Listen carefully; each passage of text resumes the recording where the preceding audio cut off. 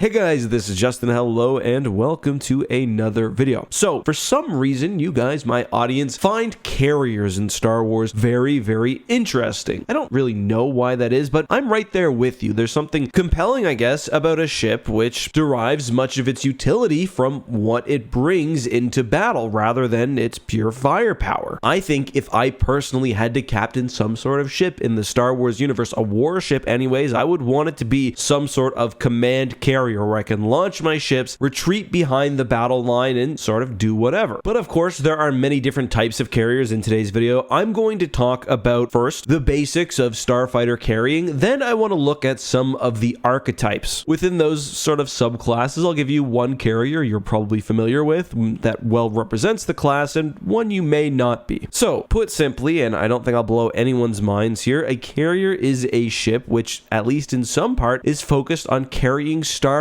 into battle. The exact method that starfighters are carried and then disgorged can actually vary more than you might realize. Well, obviously, the old hangar with an atmospheric shield and ships launched from within was very common. It was certainly not the only way starfighters could enter battle. On many smaller parent vessels, starfighters would be attached to the hull, whether through a docking tube or sometimes just through attachments. The pilots would either wait in the mothership or in the starfighter itself, then would detach either upon exiting hyperspace or upon the beginning of a battle. This was especially useful, for example, for the rebels, who would attach X-wings or A-wings to the hulls of other ships, launching them when needed. You also see this, for example, with droid starfighters and the Confederacy of Independent Systems. Also, while some starfighters launched under their own power, in some situations, whether due to efficacy or hangar space, some vessels were built with starfighter launching systems. We sort of see this in The Mandalorian with Gideon's cruiser, but we sometimes hear message of other catapult systems. In a way, a TIE rack, or the method we see TIE fighters stored in First Order Star Destroyers, is an extension of this idea. My point is, not all ships and not all hangars are as you'd imagine. External docks or clamps were common. Also, as we discussed about a month ago, the Vindicator, used by the New Republic during the Dark Empire crisis, carried starfighters on the top of its hull, meaning that a pilot would have to be protected from vacuum to actually enter their ships. Not super convenient. The thing is, a lot of what we're going to discuss in today's video is the broad spectrum of what existed. However, when looking at the practical usage of carriers, you see that most of the factions actually shy away from super dedicated carriers and instead throw starfighters into whatever ships they had available. Even the Empire, which certainly had dedicated carrier classes, chose instead on the front lines to typically favor general all-purpose ships like the Star Destroyer, while the Republic, which had as their main vessel something that was very carrier-focused, didn't really alter their strategy or develop another ship to compensate for that. This is despite the fact that starfighters generally in Star Wars punch way above their weight, and the multiple examples we've seen of how even individual fighter-focused carriers can be incredibly deadly adversaries. I think a really good example of this is the Aerie, a Quasar-class carrier, which we see in the novel Alphabet Squadron. But I mean, speaking of Quasars, we also see in Star Wars Rebels how really the strength of the carrier, when used even alone, is that it facilitates the refreshing and regeneration of both your fighters and their assets, but also the pilots themselves. A faction's method for using carriers would also obviously depend heavily on their overall military doctrine. For example, although I mentioned that the Rebel Alliance would sometimes, especially outside of battle, use carriers to transport starfighters, generally, because of their focus on hit and run attacks, they actually wanted fighters to enter battle as close as possible to their targets, so their fighters would travel launched through hyperspace, obviously a benefit of their design. The Empire, on the other hand, saw starfighters as primarily a defensive tool. The Imperial Sourcebook explains that the escort carrier really had two main functions, one being to add extra starfighter support to existing fleets while also providing space for non-combat vessels, and two, to augment Imperial bases with more starfighters. Imagine, as we see in Star Wars Rebels, you've got a carrier parked in orbit above your planet. That basically means you can move starfighters wherever you want within a reasonable time frame. The Empire saw the need to respond to quick Rebel Alliance hit-and-run attacks. However, they didn't see the starfighter as the ideal answer to this problem, instead focusing on both the overwhelming power power of the Star Destroyer and the production of some specialized anti-starfighter ships like the Lancer class. So in practicality, while the Imperial escort carrier or the Quasar class carrier could be seen as a part of larger Imperial fleets, usually they were used to reinforce or pacify unprotected planets, with the Star Destroyer having its own complement of fighters. Contrast this again with the New Republic. Rather than being a purely offensively minded faction like the Rebel Alliance, the New Republic had territory to hold, and as such, they continued to invest not only in cruiser carrier hybrid, but also dedicated carriers as well. The New Republic's new class program can actually be used really well to illustrate the practical scale that carriers could generally fall in, and you can imagine in your head that any ship meant to carry starfighters can fall somewhere on a scale of carrying being its main focus versus carrying being something that it does only as a very secondary feature.